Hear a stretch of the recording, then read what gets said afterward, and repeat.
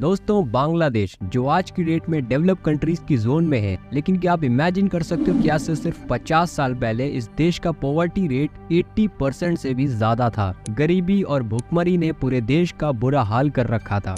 सिर्फ भूख की वजह से यहाँ के लोग लाखों की संख्या में मारे जा रहे थे। लेकिन फिर अगले 40 सालों में एक ऐसा भयंकर ट्रांसफॉर्मेशन देखने को मिलता है कि ये देश कहाँ का कहाँ पहुँच जाता है। साल 1971 में ग्लोबल जीडीपी में बांग्लादेश का कंट्रीब्यूशन सिर्फ $8.8 बिलियन का था। आज के दिन बांग्लादेश पहले से 50 गुना अराउंड $460 बिलियन से भी ज्यादा का कंट्रीब्यूशन देता है ग्लोबल जीडीपी में। इनका पॉवर्टी रेट अब 18% से भी कम है और इतना ही नहीं बल्कि टेक्सटाइल इंडस्ट्री में आज ये देश पूरे दुनिया का 16% एक्सपोर्टर बन चुका है। इस इंडस्ट्री के अंदर बांग्लादेश आज इतना ग्रो हो गया कि पूरे एशियन कंट्रीज और ढेरों नेशंस को अपने ऊपर डिपेंड कर लिया है। यहाँ की government RMG and fabric export पर 5% कैश इंसेंटिव और यार्न एक्सपोर्ट पर 4 से 2% और small unit of electricity bill पर 10% कैश सब्सिडी देती है। बांग्लादेश, जिसे एक वक्त पर US foreign minister Henry Kissinger ने बॉटमलेस बास्केट का टैग दिया था, आज वही Bangladesh major countries like USA, Canada, EU जैसी कंट्रीज का मार्केटिंग प्लेस बन चुका है। करंट टाइम की बात करें तो आज के दिन यूएसए के अंदर 10 में से एक गारमेंट आपको बांग्लादेश का मिलेगा। इंटरनेशनल रेटिंग एजेंसी एलईडी ने अब तक की सबसे हाईएस्ट रेटिंग दी है 104 आउट ऑफ 110। ऐसा इसलिए क्योंकि इस सेक्टर के अंदर बांग्लादेश पूरी दुनिया का 16% प्रोड्यूस करता है, जो कि चाइना के जस्ट बाद है। एक ऐसा देश जहां के लोग भूख की वजह से मारे जा रहे हो, सिर्फ 50 सालों के अंदर भारत जैसे देश को भी पर कैपिटा में बीट कर देता है। आखिर ये कैसे पॉसिबल हो पाया? इतने कम समय में बांग्लादेश कुछ नहीं से इतना कुछ कैसे बन गया? हमने मिडिल ईस्ट के देशों की स्टोरियां बहुत सुनी है कि कैसे वो नेचुरल रिसोर्सेज के दम पर अपनी गरीबी से निकल कर आए, लेकिन ऐसे देश की कहानी सुनने में आपको ज्यादा मजा आएगा जिस देश के अंदर ना तो कोई नेचुरल रिसोर्सेज था और ना ही एशियन कंट्रीज की तरह ढेरों पैसा। आइए दोस्तों, आज की वीडियो में करते हैं एक डिटेल केस स्टडी बांग्लादेश के ऊपर। India gave people of Bangladesh their independence. এবারের সংগ্রাম আমার মুক্তির সংগ্রাম, এবারের সংগ্রাম স্বাধীনতার সংগ্রাম। মনে রাখবা, রক্ত যখন দিয়েছি রক্ত আরো দেব, এই দেশের মানুষকে মুক্ত করে ছাড়বো ইনশাআল্লাহ। জয় Bangla. Pakistan lost half of its country. A new nation was born, Bangladesh.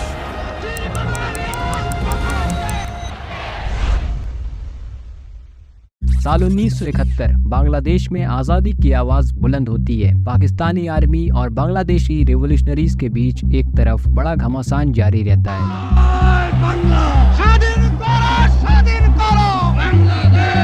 तो वहीं दूसरी तरफ बांग्लादेश खुद को एक अलग देश घोषित कर चुका होता है, एक नए देश के रूप में दुनिया के नक्शे के सामने आता है। लेकिन इसी बीच वो दुनिया का दूसरा सबसे गरीब देश बन गया था। इसकी गरीबी का रीजन दो है। पहला, बांग्लादेश में हुए इस वॉर के चलते काफी भारी मात्रा में विनाश हुआ था, जिसने लगभग हर सड़क, हर पुल, हर फैक्ट्री, हर फार्म को जलाकर राख कर दिया था।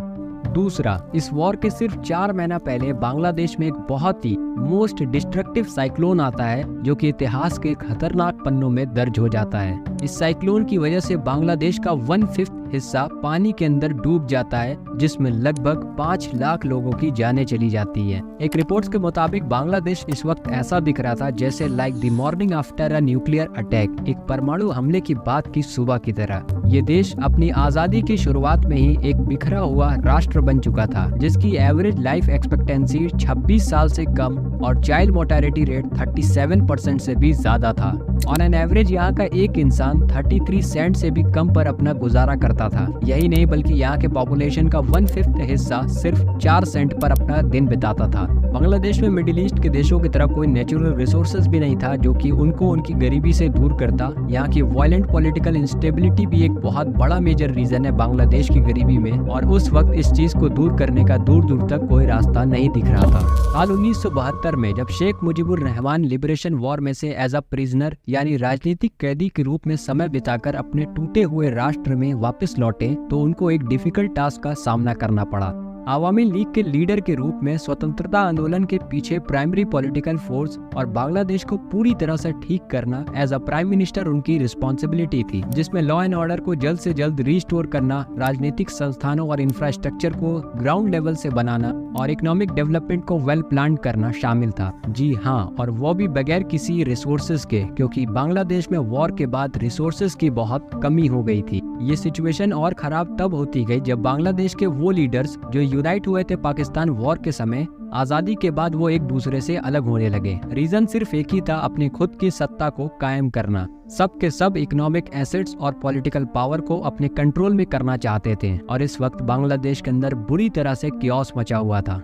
इन सब के रिस्पॉन्स में प्राइम मिनिस्टर मुजीबुर रहमान ने ढेरों नई स्ट्रेटजीज को अपनाया। पॉलिटिकल सीट्स पर उन्हीं लोगों को बैठाया जो उनके बहुत ही करीबी थे या बहुत ही लॉयलिस्ट थे, ताकि वो सत्ता में बने रहें और अपनी पॉलिटिकल पावर को स्ट्रॉन्ग बनाए रखें। इंडिपेंडेंस से पहले जो भी क्वालिफाइड और एक्सपर्ट लोग थे उनको हटा दिया गया, जिसकी वजह से बाद में गवर्नमेंट सिस्टमेटिकली वर्क नहीं कर पा रही थी। वहाँ के पॉलिटिक्स में एक्सपर्टीज की कमी होने लगी थी, जिसकी वजह से गवर्नमेंट कोई भी डिसीजन लेती तो उसको इम्प्लीमेंट करने में काफी प्रॉब्लम आती। मुजीबुर गवर्नमेंट ने सबसे पहले उन प्रॉपर्टीज और एसेट्स पर स्ट्रिक्ट डिसीजन लिया जिसे पाकिस्तानी इलीट्स ओन करती थी। ये इसलिए जरूरी था क्योंकि 24 सालों की इकोनॉमिक सब्जुगेशन के बाद इस इलीट्स में majority of industries and businesses own किए थे देश के ज्यादातर हिस्से में। इस अपॉर्चुनिटी की स्ट्रेंथ और पावर को देखते हुए वहाँ की गवर्नमेंट ने 700 से ज्यादा फर्म को नेशनलाइज कर दिया और यहाँ भी उन्हीं लोगों को बैठा दिया जो उनके लॉयलिस्ट, सपोर्टर या उनके वफादार थे।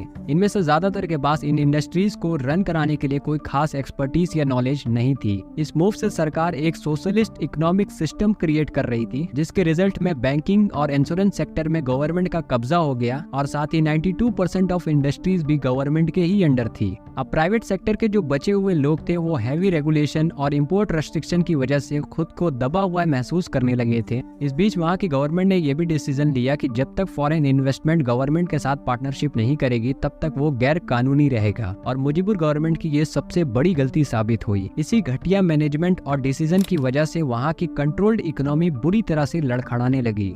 सिर्फ 3 सालों में इंडस्ट्रियल आउटपुट में इनएफिशिएंसीज की वजह से 66% की गिरावट देखी गई और यही नहीं बल्कि फार्मर्स को ये फोर्स किया जाने लगा कि वो अनाज को कम दामों में बेचें, जिसकी वजह से एग्रीकल्चर इकोनॉमी और मेजॉरिटी ऑफ पीपल की प्राइमरी इनकम में वॉर के स्टार्टिंग डेज के कंपैरिजन में 84% की गिरावट देखी गई। देश के अंदर लगातार खाने पीने की कमी होती जा रही थी और सिचुएशन दिन बर दिन क्रिटिकल बनती गई। इसी साल 1974 में अप्रैल से जुलाई के बीच में हैवी रेनफॉल के कारण बाढ़ आ जाती है, जिसकी वजह से सब कुछ नष्ट हो जाता है। चावल की फसल पूरी तरह से बर्बाद हो गई। ये इकोनॉमिक इम्पैक्ट बहुत ही डिजास्टरस था, जिसकी वजह से इन्फ्लेशन 400% से भी ज्यादा बढ़ गई। लोग घरों में अनाज को भारी मात्रा में इकट्ठा करने लगे, सट्टेबाजी जैसी चीजें आम हो गई और गवर्नमेंट का फूड रेशनिंग सिस्टम करप्शन के कारण घुटनों पर गिर गया। इसी बीच प्रॉब्लम को और बढ़ाने के लिए यूएसए ने क्यूबा के साथ 2.2 मिलियन टन की फूड मदद को रोक दिया, जिसकी वजह से सिर्फ 9 महीनों के अंदर देश में भूख की वजह से 15 लाख लोग मारे गए।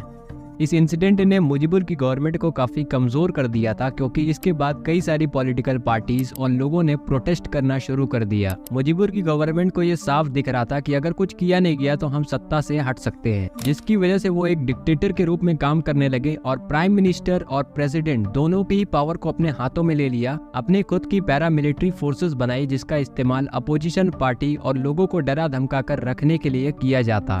उन्होंने दूसरे पॉलिटिकल पार्टीज को खत्म कर दिया, इंडिपेंडेंट प्रेस पर बैन लगा दिया और मार्शल लॉ की स्थापना की और साथ ही समाजवादी राज्य बनाने की अपनी कोशिश को 2 गुना कर दिया। साल 1975 तक बांग्लादेश एक 1 पार्टी रूल और सोशलिस्ट स्टेट में तब्दील होता जा रहा था, लेकिन ये ज्यादा लंबे समय तक नहीं चला। इसी साल अगस्त 1975 में एक मिलिट्री coup की वजह से मुजीबुर और उनकी फैमिली वालों की हत्या कर दी जाती है। उनकी 2 बेटियां बांग्लादेश में मौजूद नहीं थी बल्कि यूरोप में पढ़ाई कर रही थीं, जिसकी वजह से वो दोनों बच जाती हैं और बाकी सब की हत्या कर दी जाती है।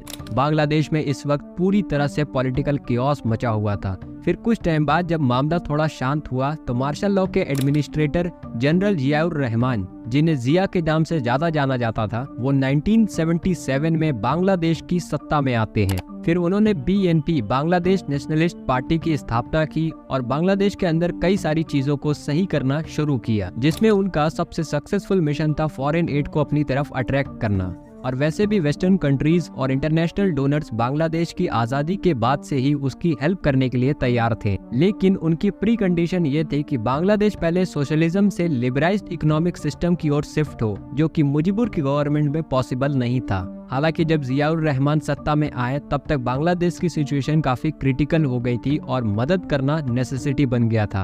अब जिया की गवर्नमेंट ने फॉरेन इन्वेस्टर को अपनी तरफ अट्रैक्ट करने के लिए मुजीबुर के द्वारा लगाए गए सभी फॉरेन रेस्ट्रिक्शन को हटा देती है, स्टॉक मार्केट को रीएक्टिवेट किया जाता है, टैक्स एंड ड्यूटीज को कम किया जाता है और स्टेट के बाहर बेचे जाने वाले माल के स्लो प्रोसेस को तेज किया जाता है। ये सब बदलाव के बाद बांग्लादेश को वादे के तहत मैसिव अमाउंट में फॉरेन एड मिलना शुरू हो गई। साल 1977 में बांग्लादेश को $1 बिलियन की फंडिंग मिली, जो कि देश की जीडीपी का 8% था और अब धीरे धीरे देश की इकोनॉमी सुधरने लगी। इन्होंने एग्रीकल्चर पर भी ध्यान दिया क्योंकि बांग्लादेश की मोस्टली इकोनॉमी इसी पर डिपेंड थी और पहले के हैवी सब्सिडी वाले पब्लिक फूड सिस्टम और प्राइस रेस्ट्रिक्शन को हटा दिया, जबकि fertilizer, mechanized irrigation equipments and pesticides के इंपोर्ट पर रेस्ट्रिक्शन लगा दिया। इनमें से सबसे इम्पैक्टफुल डेवलपमेंट हाई क्वालिटी के चावल की फसल थी, जिसे स्पेशली डेवलप किया जा रहा था बीमारियों से बचने, ग्रोथ साइकिल को छोटा करने और कैलोरिक आउटपुट को बढ़ाने के लिए। किसान अब सेम प्लॉट पर ज्यादा फूड प्रोडक्शन कर रहे थे। यही नहीं बल्कि अब विंटर के सीजन में भी अपने प्रोडक्शन का काम जारी रखे थे और इस डेवलपमेंट के रिजल्ट में 10% लैंड कम यूज करने के बावजूद एग्रीकल्चर आउटपुट 1971 से 2010 तक 3 गुना हो गया, जिसकी वजह से एक बात तो इंश्योर हो गई कि 1974 में जिस तरह बांग्लादेश भूख की वजह से मर रहा था, अब नहीं होगा वैसा।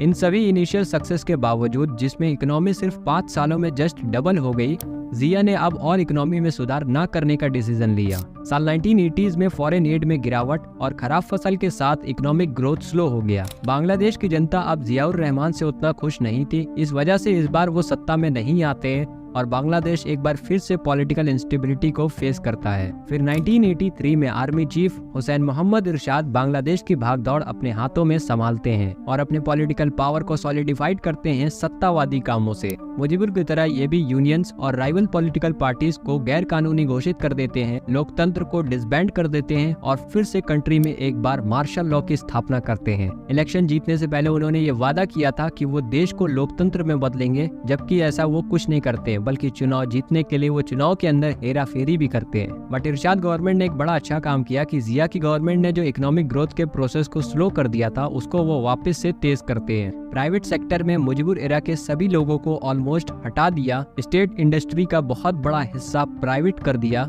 और बिजनेसेस को बैंकिंग, इंश्योरेंस और अदर फाइनेंशियल सर्विस को कंप्लीट करने की परमिशन दे दी।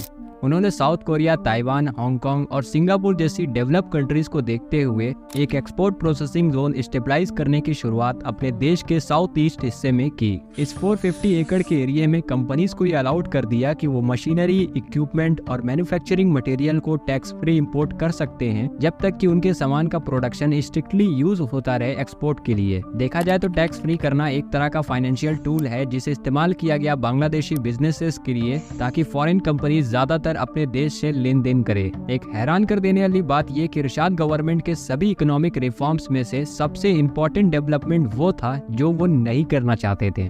जब से बांग्लादेश एक पुअर और लीस्ट डेवलप कंट्रीज के रूप में नक्शे के सामने आया है, तब से बांग्लादेश के अंदर नॉन गवर्नमेंटल ऑर्गेनाइजेशन और एनजीओज एक मैग्नेट की तरह चिपके हुए हैं। इन एनजीओज के साथ गवर्नमेंट काफी कोऑपरेट करती, इनकी मदद करती और इरशाद गवर्नमेंट ने इनके साथ काफी अच्छा ट्रीट किया था। उन्होंने एजुकेशन, फाइनेंशियल सर्विसेज और हेल्थ केयर को भी प्रोवाइड कराया, लेकिन इन सब के बावजूद उस समय बांग्लादेश की सरकार सभी नेसेसरी सर्विस प्रोवाइड करने में काफी कमजोर थी और गवर्नमेंट लोगों से ज्यादा टैक्स भी नहीं दे सकती थी, क्योंकि अगर वो ऐसा करती तो एक तरीके से पूरा पॉलिटिकली रिस्की टास्क था। इसलिए इरशाद ने इन एनजीओज को बिना किसी रोक टोक के काम करने की परमिशन दे दी, ताकि ये लोग काम करें और देश की पॉवर्टी को कम करने में मददगार साबित हों। इनमें कई सारे एनजीओज थे, लेकिन इनमें से 2 एनजीओज ने काफी मेजर रोल प्ले किया था। पहला ग्रामीण बैंक और दूसरा BRAC।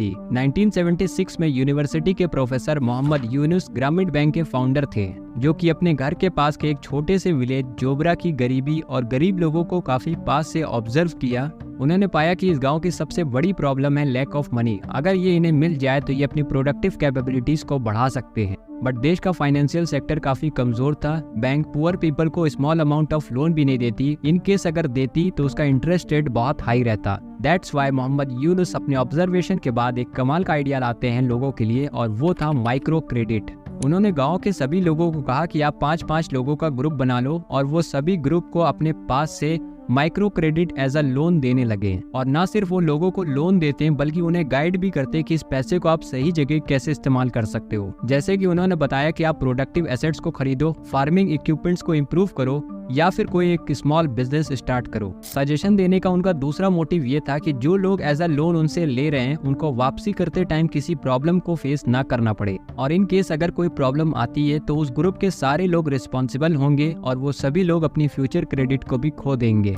ईयर 1980s की शुरुआत तक ये सिस्टम पूरे देश में फैल गया और मोहम्मद यूनुस ने इरशाद गवर्नमेंट के सहयोग से ग्रामीण बैंक की स्थापना की। इन सभी एनजीओस की हेल्प से पॉवर्टी रेट 75% से घटकर 48% पर आ गया, और जो लोग लोन नहीं लेते थे उनके कंपैरिजन में इनके इनकम में 43% की ग्रोथ देखने को मिली। दूसरा था BRAC, Bangladesh rural advancement committee. इस एनजीओ के फाउंडर ऑयल एग्जीक्यूटिव के फजले हसन अबेद थे, जिन्होंने जरूरतमंद लोगों की मदद करने के लिए यूनाइटेड किंगडम जैसे देश को छोड़ दिया। वॉर के बाद गरीबों के लिए 14,000 से ज्यादा घर बनवाए और कई मेडिकल सेंटर्स की स्थापना की। 70 के दशक के एंड में बांग्लादेश के अंदर बच्चों में डायरिया की बीमारी फैल गई थी, जिसके रिस्पांस में BRAC ने सभी मदर्स को ये सिखाया कि ओरल डिहाइड्रेशन सॉल्यूशन वो कैसे बना सकती हैं। इस मिशन की वजह से सिर्फ एक दशक में 75,000 गाँव के 12 लाख घरों तक पहुँच गए, जिसकी वजह से डायरिया से चाइल्ड डेथ में 90% की कमी आई। इन नॉन गवर्नमेंटल ऑर्गेनाइजेशन ने लोगों की और देश की काफी मदद की है, और वो भी हर सेक्टर में, चाहे प्रोडक्टिविटी हो, सेफ्टी हो, हेल्थ हो या एजुकेशन, सब में इन्होंने काफी मदद की है। और इसका क्रेडिट इरशाद गवर्नमेंट के दौरान इन नॉन गवर्नमेंटल ऑर्गेनाइजेशन को दिया जा सकता है, जिनकी संख्या आज देश के अंदर 25,000 से ज्यादा है। 1990 तक इरशाद गवर्नमेंट की सत्ता में पकड़ कम होने लगी थी, क्योंकि वो चुनाव के अंदर धांधलेबाजी करते, और वैसे भी वहाँ के लोग ये चाहते थे कि देश के अंदर एक डेमोक्रेटिक गवर्नमेंट रन करे, ना कि कोई डिक्टेटर गवर्नमेंट। और इरशाद गवर्नमेंट एक डिक्टेटर के रूप में काम करती थी। फिर साल 1991 में एक बार फिर से इलेक्शन होता है, और इस बार बांग्लादेश नेशनलिस्ट पार्टी के फाउंडर जनरल जियाउर रहमान की विधवा वाइफ खालिदा जिया प्राइम मिनिस्टर बनती है, और ये बांग्लादेश की फर्स्ट वुमेन प्राइम मिनिस्टर भी हैं। BNP जब सत्ता में आ जाती है तो प्राइम मिनिस्टर खालिदा जिया ने हर चीज को कंटिन्यू रखा और देश में कई सारी चीजों को सही करा। करेंसी एक्सचेंज से रेस्ट्रिक्शन को हटा दिया, और गरीब लोग या जो कम पढ़े लिखे थे उन लोगों के लिए लेबर लॉ को सरल कर दिया, ताकि पुअर पीपल्स को या जो कम पढ़े लिखे थे उन लोगों को देश के अंदर जॉब आसानी से मिल सके। लेकिन अब होता है बांग्लादेश के अंदर एक बहुत बड़ा बदलाव। प्राइम मिनिस्टर खालिदा जिया डेवलपमेंट के लिए Asian countries like Korea, China और वियतनाम जैसी कंट्रीज से इंस्पिरेशन लेते हुए बांग्लादेश के अंदर गारमेंट्स के काम की शुरुआत करती है, और यही पॉइंट बांग्लादेश की सक्सेस का स्टार्टिंग पॉइंट बनता है।